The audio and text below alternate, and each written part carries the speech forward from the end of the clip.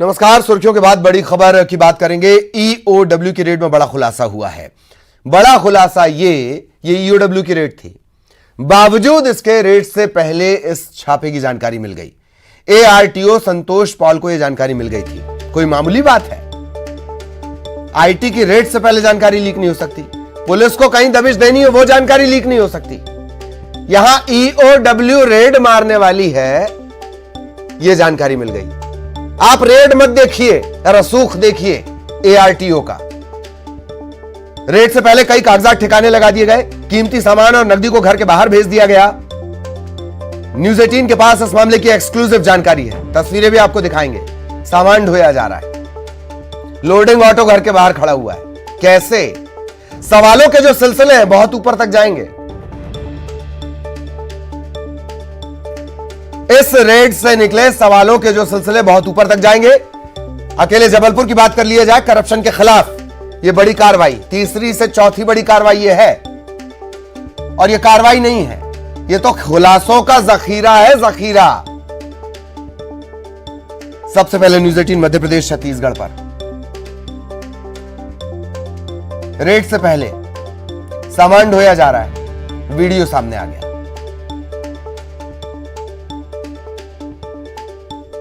देखने में तो तकिए नजर आते हैं, पर जाने क्या क्या छुपाकर बाहर निकाल दिया गया। इतना बड़ा रसूख। एआरटीओ संतोष पॉल को क्या रेड से पहले जानकारी लग गई थी? कागजात कहां ठिकाने लगा दिए गए? दुर्लभ संयोग देखिए, पति पत्नी दोनों एआरटीओ दफ्तर में, पत्नी क्लर्क। खबर जबलपुर से, न्यूज़ 18 के पास एक्सक्लूसिव तस्वीर है। एआरटीओ के घर में आलीशान होम थिएटर है। संतोष पॉल के भ्रष्टाचार का साम्राज्य, ऐसे अधिक 650 गुना ज्यादा संपत्ति, 650%। ईओडब्ल्यू की छापे की कार्रवाई में काली कमाई का खुलासा हुआ है।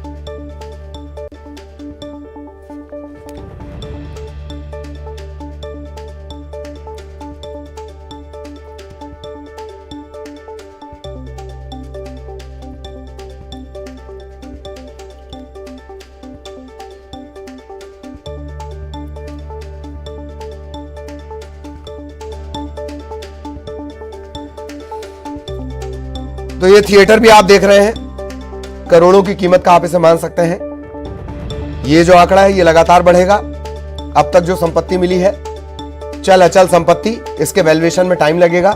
ईओडब्ल्यू बाद में ये आंकड़े जारी करेगी। न्यूज़ 18 मध्य प्रदेश छत्तीसगढ़ पर सबसे पहले आप इस थिएटर की तस्वीर देख रहे हैं जो घर के अंदर था। सामान तो और भी थे, विलासिता के और भी सामान जुटाए गए थे, पर जब साक्षात थिएटर ही मिल गया करोड़ों का, तो अंदाजा लगा लीजिए। पवन हमारे साथ जुड़े हुए हैं, पवन के पास लिए चलेंगे। पवन, क्या कुछ अपडेट?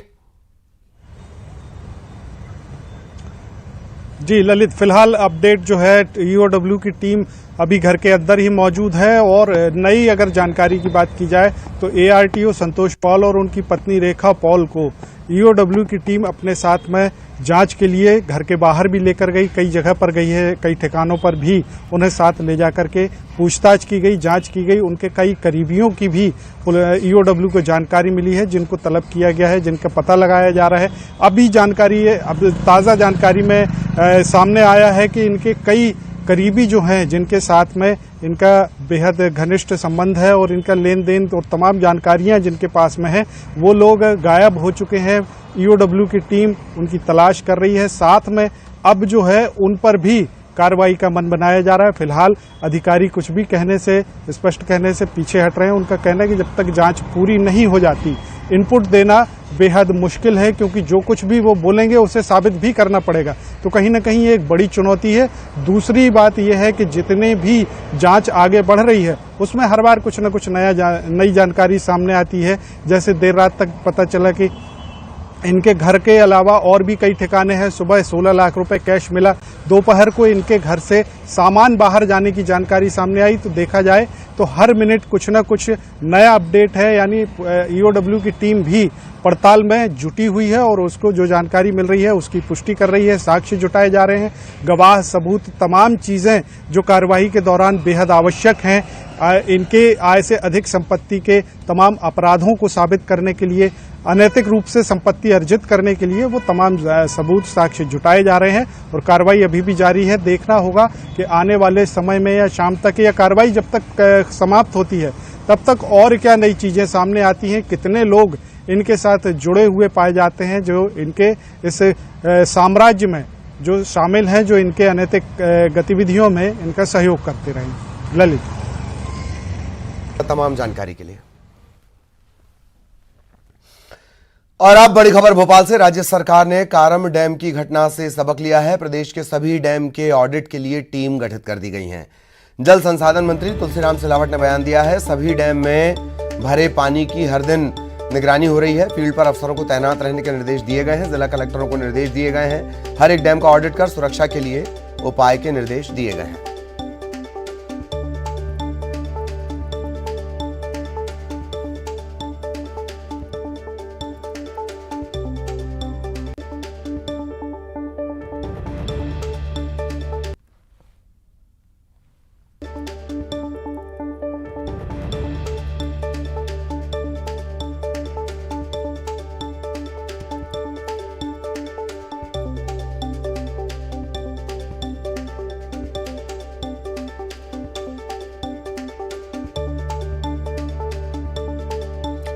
तुलसी सिलावट, जल संसाधन मंत्री, उनका यह बयान है। बांधों में जो पानी है, पहले तो तमाम जो बांध हैं उनका ऑडिट होगा। बांधों में जो पानी भरा है उसका भी ध्यान रखना होगा। कारम डैम में लीकेज के मामले के बाद अब प्रदेश सरकार पूरी तरीके से अलर्ट मोड पर है और प्रदेश में जितने भी डैम हैं उनका भी ऑडिट कराया जाएगा। प्रदेश के मंत्री तुलसीराम सिलावट हमारे साथ मौजूद हैं। सर, ये घटना तो बड़ी हो गई, लेकिन केंद्र सरकार की एक रिपोर्ट में ये भी बताया गया है कि प्रदेश के कई डैम जर्जर हालत में। आप जानते हैं कि जो एक कारम डैम पर निर्माणाधीन डैम था, उस पर ये घटना घटी क्योंकि अतिवृष्टि हो गई। निर्माणाधीन डैम था, अधिक पानी आ गया, 15 MCM पानी हो गया था, इसलिए पानी का बहाव कैसे किया जाए। और क्योंकि जो कैचमेंट एरिया था उस डैम का वो बहुत है, मतलब सैकड़ों मीटर में है, हेक्टर में। तो अब यह हो गया है कि जो आपने चिंता व्यक्त की, कल ही मध्य प्रदेश के सम्माननीय मुख्यमंत्री ने आपदा कमेटी की डैम की सेफ्टी को, सुरक्षा को लेकर बैठक ली। मैं भी निरंतर बैठक ले रहा हूँ। एक कमेटी बना दी हर डैम की, वो फील्ड में जाके देख रही है और ये पूरा ख्याल रखा जा रहा है सजगता और जागरूकता के साथ, क्योंकि हर डैम पर फिजिकल व्यक्ति में निर्देश दिया, खुद जाइए और देख के आओ। आपको याद होगा कि ये कोई चिंता की बात नहीं है, पर सजग और जागरूकता की बात है। लेकिन केंद्र सरकार की रिपोर्ट में ही बताया गया है कि प्रदेश के कई डैम इस हालत में है कि उनमें लीकेज और फूटने की संभावना बनती है। नहीं, कोई, अब देखो एक बात सुनो, ये पूरी सजगता और गंभीरता से आपदा समिति, मुख्यमंत्री जी, मैं स्वयं प्रतिदिन समीक्षा कर रहा हूँ कि इस डैम में कितना पानी भरा है, कितने गेट खोले गए हैं, कहाँ पर दिक्कत है, कहाँ संकट है, कहाँ विपत्ति है। पूरी टीम फील्ड में काम कर रही है। सर, लेकिन डैम से पानी छोड़ने के बाद निचले इलाकों में जो पानी भरता है उस समस्या से निपटने के लिए भी कुछ, ताकि जो रचना बनाई गई है। हर कलेक्टर को निर्देशित कर दिया गया है कि इसकी जो भी हो उसको तुरंत इसका प्रबंधन करें। तो प्रदेश के सभी डैम को प्रबंधन करने को लेकर मैदानी स्तर पर अफसरों को निर्देश किया गया है कि वो मौके पर जाकर हालातों का जायजा लें। कैमरा पर्सन मनीष सेंगर के साथ अनुराग श्रीवास्तव, न्यूज़ 18 भोपाल। और ये बातचीत आपने सुनी, सहयोगी अनुराग ने बातचीत की थी और अनुराग इस वक्त हमारे साथ जुड़े हुए भी हैं। अनुराग के पास भी आपको लिए चलेंगे। अनुराग, जो कहा गया कि ऑडिट किया जाएगा, फील्ड में जाया जाएगा, ये किया जाएगा, वो किया जाएगा, देर आयत दुरुस्त आयत, अच्छी बात। आपने सवाल फिर पूछा कि सेंट्रल की रिपोर्ट कहती है कि कई बांध जो है उनकी स्थिति ठीक नहीं है। इसका साफ जवाब नहीं मिला। अनुराग,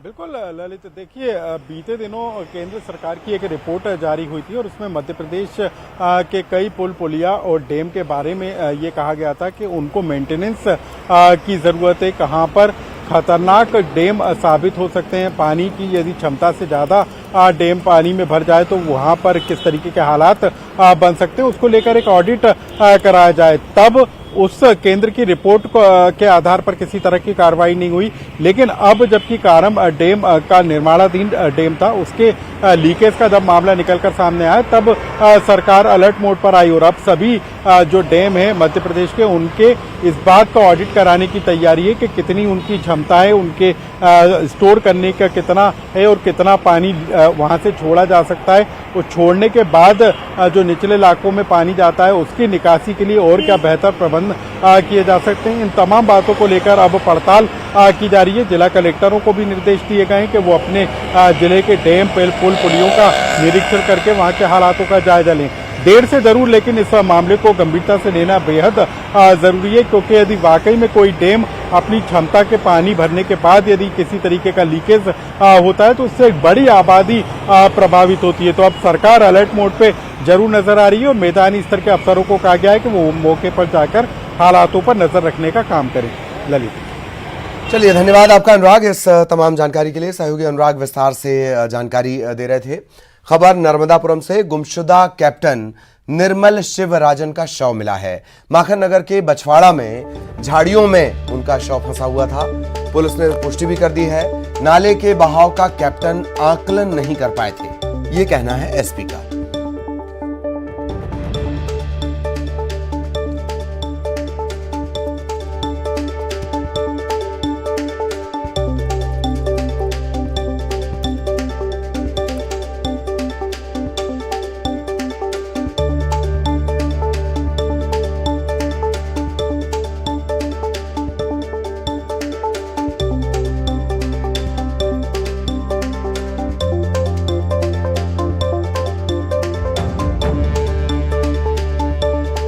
बड़ी खबर आपको बताएं, नर्मदापुरम से गुमशुदा कैप्टन निर्मल शिवराजन का शव मिला है। माखन नगर के बछवाड़ा में झाड़ियों में उनका शव फंसा मिला है।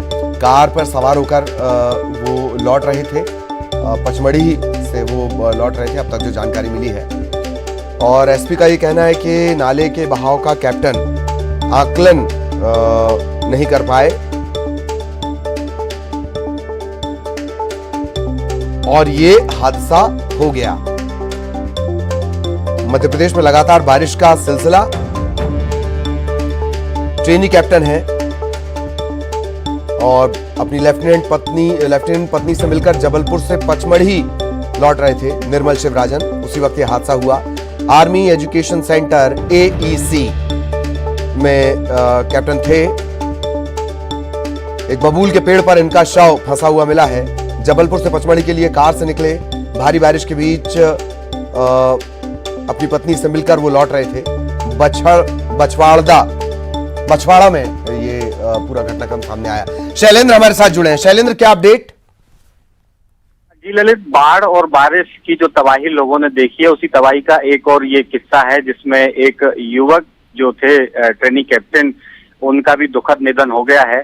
अपनी पत्नी से जबलपुर से मिलकर लौट रहे थे कैप्टन निर्मल। इसी दौरान जो सांडिया रूट था, पहले उससे उन्होंने जाने का सोचा पचमढ़ी, लेकिन बाढ़ के कारण वो मार्ग बंद था, तो उन्होंने दूसरा रूट पकड़ा और नसीराबाद बावई होते हुए वो पचमढ़ी पहुंचने वाले थे। लेकिन इसी दौरान जो एक पुलिया थी नाले की, उसका उन्हें आइडिया नहीं रहा, जैसा एसपी डॉक्टर गुरकरण सिंह ने भी बताया है, और वो बाढ़ के पानी का अनुमान नहीं लगा पाए और कार उनकी जो है वो पानी में समा गई। आज सुबह रेस्क्यू के दौरान पहले उनकी कार मिली और उसके करीब 1 घंटे बाद जो सर्चिंग चल रही थी, उस सर्चिंग में झाड़ियों में फंसा हुआ कैप्टन का शव भी मिला है। जानकारी मिलने पर ललित जी, सेना के अधिकारी भी मौके पर पहुंच गए हैं, पुलिस के अधिकारी भी मौके पर हैं। पहले उनके शव को निकाला जाएगा उस स्पॉट से और फिर उसके बाद जैसी जानकारी मिल रही है भोपाल ले जाएंगे और भोपाल से फिर उनका जो गृह प्रदेश है कर्नाटका, वहां से एयर के द्वारा उन्हें पहुंचाया जाएगा। ललित, चलिए, बहुत बहुत शुक्रिया शैलेंद्र इस तमाम जानकारी के लिए। और अब कटनी से बड़ी खबर आपको बता दें, ट्रेन की बोगियों में आग से हड़कंप मच गया है। वॉशिंग पिट में खड़ी ट्रेन की करीब 4 कोच में आग लग गई। 6 नंबर प्लेटफॉर्म के पास वॉशिंग पिट है जहां धुलाई होती है, ट्रेन की धुलाई होती है। आग लगने की वजह अब तक साफ नहीं हो पाई है। आग पर काबू पाने के लिए रेलवे विभाग का अमला जुटा हुआ है। कटनी से बड़ी खबर आपको बता दें, ट्रेन की बोगियों में आग से हड़कंप मच गया। वॉशिंग पिट में खड़ी ट्रेन में आग लग गई। 4 बोगियों में आग लगी है। न्यूज 18 मध्य प्रदेश छत्तीसगढ़ सबसे पहले ये तस्वीरें आप तक पहुंचा रहा है। खड़ी बोगियों में लग गई आग। 6 नंबर प्लेटफॉर्म के पास वॉशिंग पिट है। इस वॉशिंग पिट में गाड़ी खड़ी हुई थी, आग लगी। कैसे आग लगी ये साफ नहीं हो पाया है। अब इस आग पर काबू पाने की कोशिश लगातार की जा रही है। कटनी की तस्वीरें। ट्रेन की बोगियों में 4 बोगियां इस आग की चपेट में आ गई। खड़ी ट्रेन थी, वॉशिंग पिट में थी। 6 नंबर प्लेटफॉर्म के पास ये वॉशिंग पिट है। चूंकि प्लेटफॉर्म से थोड़ा बाहर होता है और यही वजह है कि एक बड़ा हादसा टल गया।